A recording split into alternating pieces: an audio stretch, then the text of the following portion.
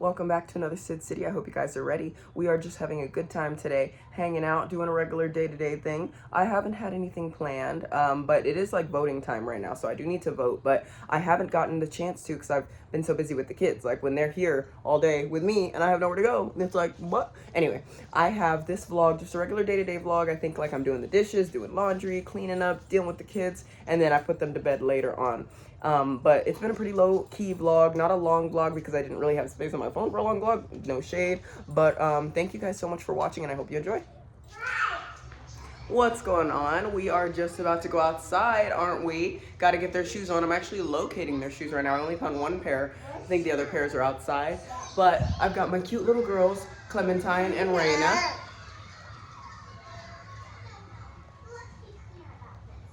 And we're gonna have like 30 minutes of outside time, and in that time I'm gonna be trying to get the laundry done and tidying up, so I gotta get their shoes on.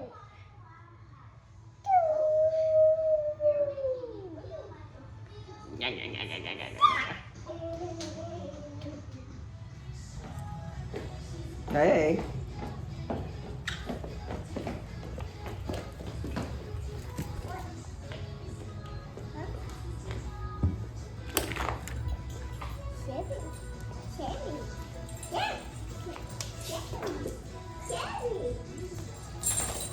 Go play. Go play. Go play. Bye. Bye. Bye. Bye. Thank you, Raina. Bye.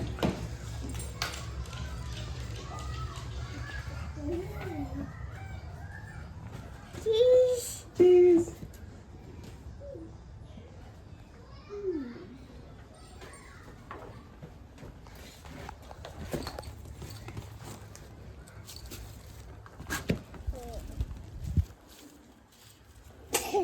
Bless you.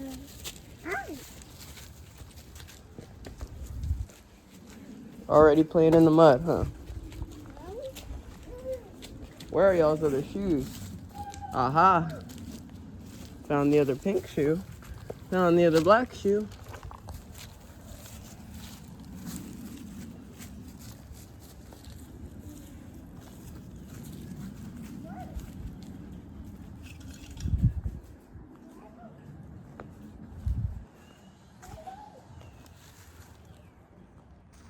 So basically I allow for the girls to have a little bit of outside time every day. Yesterday I did not let them go outside because it was really hot and I just didn't want them to be sweaty and like trying to avoid the heat and sun in their eyes. So that's what I did.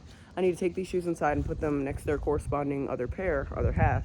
But as far as right now, the girls are just running around. It looks like Clementine's gonna get on the trampoline and Raina will probably join her in a few minutes. Yay!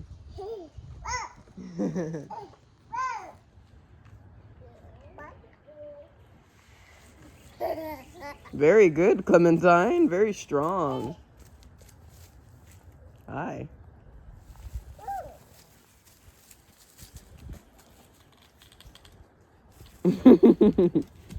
You so silly. Hey, Raina. I see you getting on the trampoline. So I kind of like designed the backyard for them to have maximum fun. You know, they got the trampoline, they got this little play area with the house and the basketball hoop, globe, and this swing set. And everywhere else is kind of more like play area. Woo! So they're being very silly right now, and I already did the dishes this morning. Didn't get footage of that, sorry, but I knocked it out, and there are still some dishes that like I found around the house that need to be washed, but I have a clear mind, clear conscience knowing that I did my part, because I put up a chore chart, and in the chore chart, you have to do 2 chores a day minimum, and because I'm home more often, if I could do 3 or 4, I will, but I'm not going to overexert myself and strain myself, because then I feel like Nick's not doing his part. So he gets to pick 2 chores when he gets off work, and I pick 2 chores while I'm here at home. So I technically get the choice first, but I always try to leave the easier choice to him if I can so that he can kind of get it done within the hour. He thinks that each chore takes about an hour and a half to 2 hours, so I try to leave the easier under an hour tasks for him. But that doesn't mean he gets to just complain. You know what I'm saying? These are chores I knock out daily. I knock out regularly. So it's a team effort. And just because he leaves and goes to work doesn't mean he's excused from doing chores. Because I work, I have my ASMR channel. I'm here doing what I got to do with the kids around, with the chores being done. And Chevy's back out here. Hey, boy. So yes, just updating you guys on that. My friend is actually supposed to be coming to town, so that's crazy. It's kind of weird. It's exciting. I've never met her in person. We're online friends, so hopefully that's a decent transition into like a real friendship or whatever. But she's gonna be here in a couple of days. I'll probably vlog that, and that'll be next week's vlog. So this vlog, hopefully you guys are enjoying, but next time you will catch me, and it's not gonna be like the whole vlog, me and my friend, because I don't want to have my camera and my phone out the whole time, but it will be a small little journey and part of the process. Raina took her shoe off, so I gotta help her. And Chevy's chasing Clementine over there. Raina, you need some help, boo? Thank you.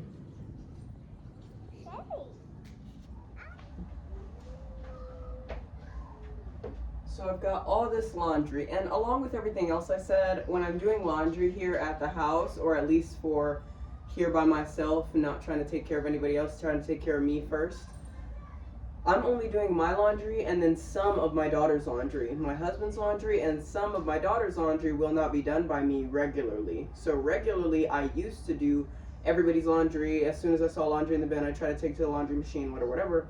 Now I selectively take out my pieces and I wash them separately. And if I see some of the girls' pieces, I grab a couple of those too, because obviously they're going to need their clothes washed. And if I neglected too much, then they wouldn't have anything, right? That's not true, because they have other clothes in the back room. Like, they have clothes in their drawers in the back room, and then they have the laundry that constantly goes. So it's not to say they wouldn't have nothing, but again, want to make sure there's constantly resources. So anyways, in this bin, I think I maybe have like one pair of Nick's jeans, and then 60% my clothes, 40% the girls' clothes. And I'm just going to basically fold that up right now. The girls are about to come in from outside. They were out there for like 15 minutes, and then they started getting antsy, so I left the door open for them to come inside when they're ready. They're going to be 2 in May, which is super exciting, and my daughter's going to be 5. So it's kind of changing the energy. Instead of having 3 kids under 4, I'm going to have 3 kids over 2, or 2 2-year-olds and a 5-year-old. So I'm very excited about that new phase of life. Not necessarily the phase I'm entering, but the phase that I know comes next, which is Jasmine being about 6 or 6.5, and 7, which she's going to have way more understanding. She's going to be able to be disciplined more properly, such as grounding, not only timeout and not only losing points, but grounding can be initiated, as well as taking her things that she likes, such as toys or gadgets or electronics, and just things I know she likes. I can be like, you were bad, I'm going to take this for the day, and you can have it back tomorrow if you're acting good. And, you know, making sure she knows how to fold, not only laundry, but we're starting off with like towels and blankets right now. And she's like good at it 20% of the time, but I feel like it's just because like usually I have her doing it rushed like before school or whatever. So that's again what I'm trying to hone in on now, so that by the time she's 6 or 7, all these things come naturally and it feels more fluid, like I'm talking to a child instead of a little kid. And then the twins will be going on 3 in this next phase. Not the phase I'm entering, but the next phase. This is a jacket, I'm folding it up, I need to hang it up. The twins will be in the phase where they're able and eligible to go to preschool. So them being in preschool all day, plus my daughter being in elementary school all day, will leave the day more free for me, which that is exciting, because for the first time in years, I'm going to have a little bit more autonomy. There's the dog, Chevy.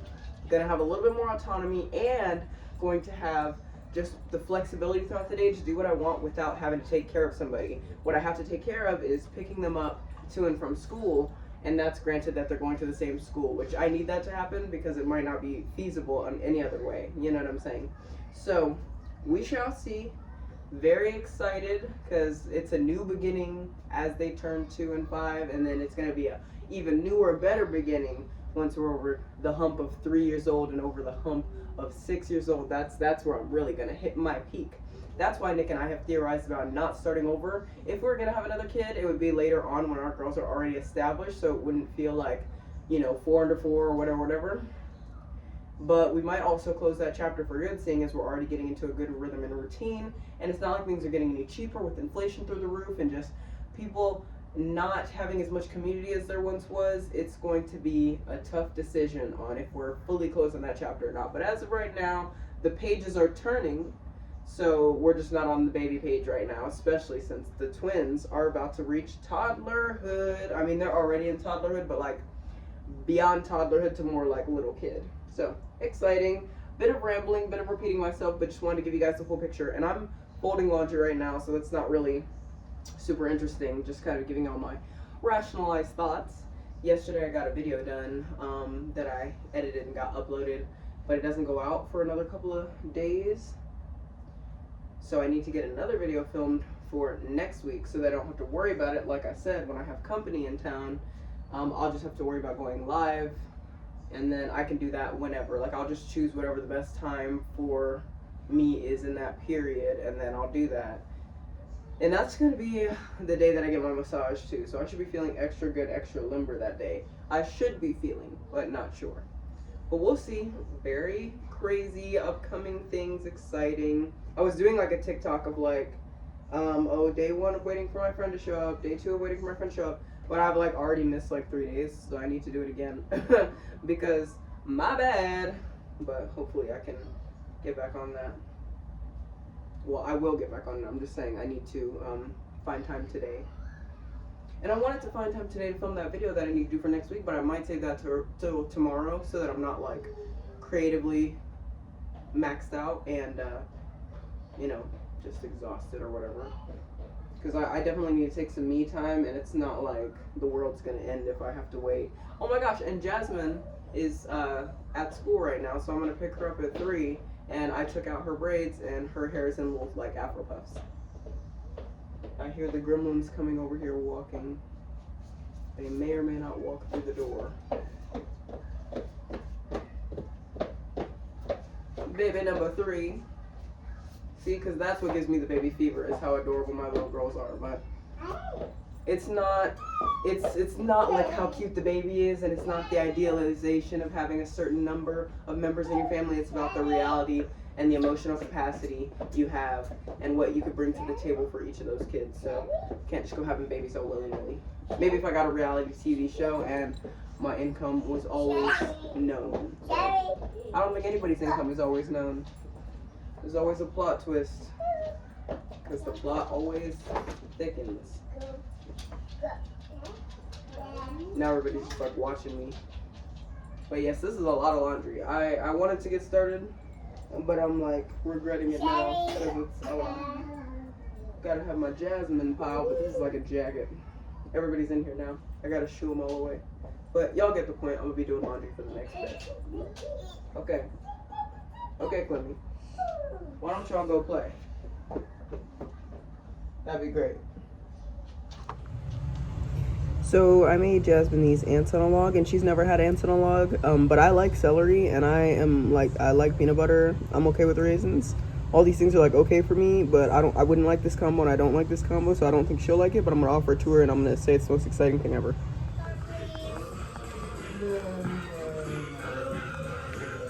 I brought you some ants on a log. I brought you some ants on a log.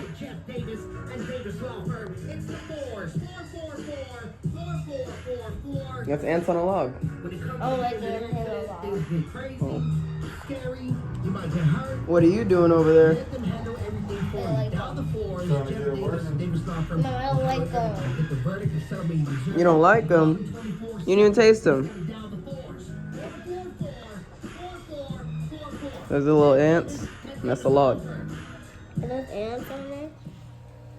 Just laying these girls down for bedtime. Sister's doing a good night story with Dad, so I changed their diapers, and now they're gonna lay down and relax. I'm not gonna do like a whole story time on this situation because my sibling is the type of person to comment, or not comment on my video, but report my video if they're seen in it or spoken about or whatever. So let's just say people I'm related to closely, like we share parents, person A and person B and person C, right? So person A is mad at my parents because he's only a half sibling and he feels like, I guess entitled to the world or whatever. I'm not trying to disregard his feelings. I'm just trying to sum it up for you guys, so I don't want to talk about this for long, but I've had family drama out the wazoo. Person A and person B have been basically cussing out my mom regularly, treating her with disrespect, and I've watched it for the past 10 years. 5 years ago I was a child, couldn't really do much about it. 3 years ago I was an adult, and I was like, okay, well, maybe we're moving through things, working through things now. I'm an adult, maybe we can get out of that childhood trauma phase or whatever, because I'm the last born. And it did not work. 2 years from that moment that I decided, maybe this is the end, it hasn't been the end. It's just been more chaos, more BS. I just don't understand constantly cussing out your parents. Like, I understand not liking them, I understand cutting them off, I understand not having contact with them, but showing your character as poor and being negative and cursing at people, wishing death on them, being rude and disrespectful. Like, I just don't understand the point of that. And it shows emotional immaturity, and it shows a lack of maturity in general, in my opinion. Now, because this has been transpiring, I reached out to person C, another person who we share parents, and I was like, hey, how do you feel about this situation? Like, in my opinion, I'm just over it. And if you're thinking about person A and person B are in the right and you're okay with all this, I can't associate with you anymore. Even though you're my best friend in the world, I cannot associate with you anymore, because I can't continue to take on this negativity. Nor can I let my children see what's going on. I can't let them see their grandparents getting disrespected, and I can't let them see that it's normal behavior to disrespect your parents, because I'm a parent, and if I was getting disrespected like that, I would smack my kid to Mars and back. And I'm not talking about like violence and putting your hands on people and abuse. I'm talking like there's no way they would ever talk to me like that. Because, do you see this face? Do I look amused? Do I look like I put up with that?